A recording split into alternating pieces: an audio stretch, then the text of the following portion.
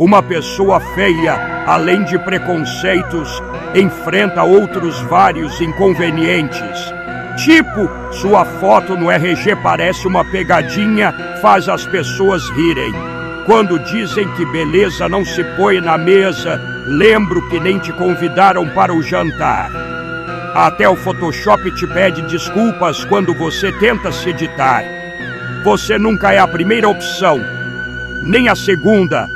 Quando você tenta tirar uma selfie, a câmera vira sozinha. Amigo feio, te aconselho a não rir, o que seria ainda pior, os enormes rugas ao redor dos olhos certamente iriam se sobressair.